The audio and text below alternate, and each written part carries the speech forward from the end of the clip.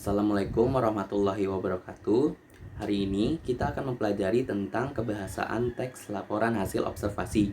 Sebelum memulai pembelajaran, alangkah baiknya kita berdoa menurut agama dan kepercayaan masing-masing. Berdoa dimulai. Berdoa selesai. Tujuan pembelajaran hari ini yang pertama adalah menganalisis kebahasaan teks laporan hasil observasi, lalu ada membenahi kesalahan berbahasa dalam teks laporan hasil observasi. Nah, di sini ada frasa. Frasa merupakan gabungan dua kata atau lebih yang menimbulkan makna baru. Contohnya ada tempat sampah, sedang berjalan, sate ayam, dan lain sebagainya. Frasa tidak membentuk hubungan subjek atau predikat. Nah, kita lihat contohnya. Ini merupakan tempat sampah. Tempat sampah merupakan frasa nomina atau kata benda. Lalu ada sedang berjalan. Sedang berjalan merupakan frasa verba, di mana dia merupakan kata kerja. Jadi, perlu diingat, frasa nomina merupakan kata benda dan frasa verba merupakan kata kerja. Di sini ada sate ayam. Sate ayam merupakan frasa nomina. Lalu sebenarnya ada satu lagi frasa, yaitu frasa adjektiva, di mana frasa adjektiva itu sendiri merupakan frasa kata sifat. Nah, contohnya apa? Contohnya kamu tampan sekali, kamu cantik sekali, itu merupakan frasa adjektiva. Lalu ada afiksasi. Afiksasi adalah kata yang telah mendapat imbuhan. Kata yang mendapat proses pengimbuhan dapat berubah jenis. Misalkan frasa itu merupakan awalannya adalah frasa verba, lalu bisa menjadi nomina jika ditambah imbuhan. Contohnya apa? Nah, ini dia. Contohnya adalah makan. Makan merupakan kata verba atau frasa verba. Dia merupakan kata kerja. Lalu ditambah imbuhan akhiran an, itu jadinya adalah makanan. Dan ini masuk ke frasa nomina atau kata benda. Di sini ada jenis-jenis imbuhan, yaitu ada awalan atau prefix. Contohnya adalah men, ber, di, ter, pen, per, se, dan ke. Lalu ada sisifan atau infix. Nah, sisifan ini sendiri merupakan dalam bahasa Indonesia itu jumlahnya itu sangat terbatas. Nah, contoh itu ada gemetar. Gemetar itu kata dasarnya adalah getar, ditambah infix atau sisifan jadinya gemetar.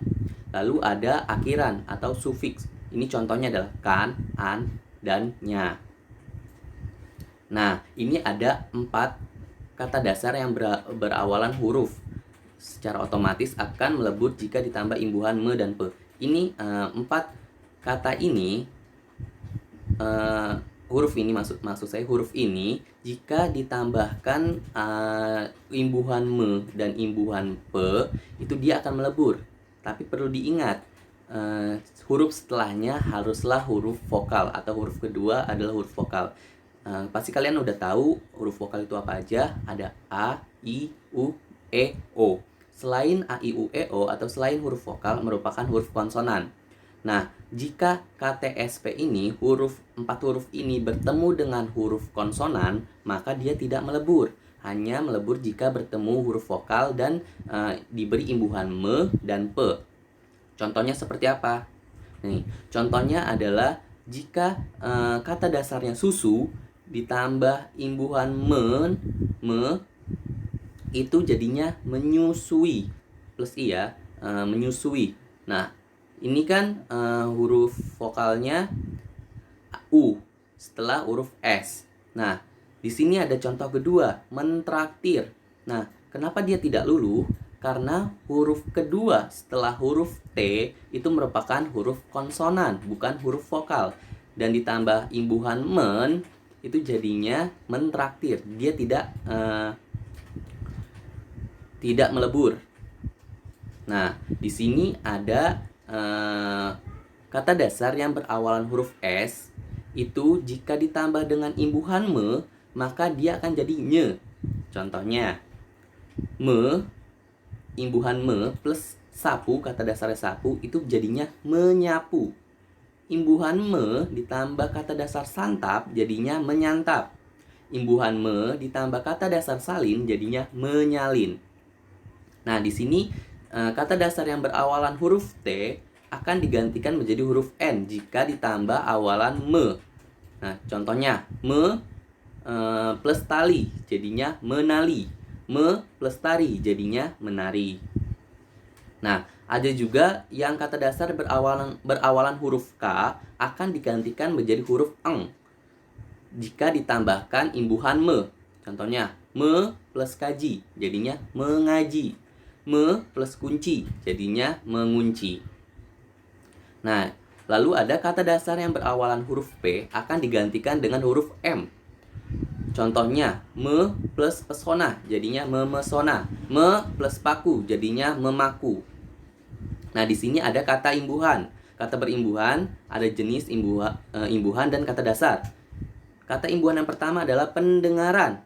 Mereka termasuk jenis nomina. Pendengaran merupakan jenisnya nomina. Lalu ada imbuhannya apa? Kita lihat imbuhan awalannya adalah pen dan imbuhan akhirannya adalah an. Jadi kata dasarnya adalah dengar. Lalu ada mengobati. Ini maksudnya apa? Maksud ke jenis verba. Imbuhannya apa? Imbuhan meng itu awalannya dan akhirannya adalah i dan kata dasarnya adalah obat. Lalu ada perdesaan. Itu termasuk jenis nomina. Imbuhannya adalah per dan akhiran an dan kata dasarnya adalah desa. Lalu ada penelitian. Itu jenisnya nomina yang imbuhan awalan adalah pen dan akhiran an dan kata dasarnya adalah teliti. Dan terakhir ada gigitan. Jenisnya termasuk nomina atau kata benda.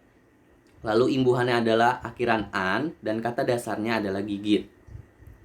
Nah, ini merupakan tugas kalian minggu ini. Mungkin itu saja yang perlu saya sampaikan.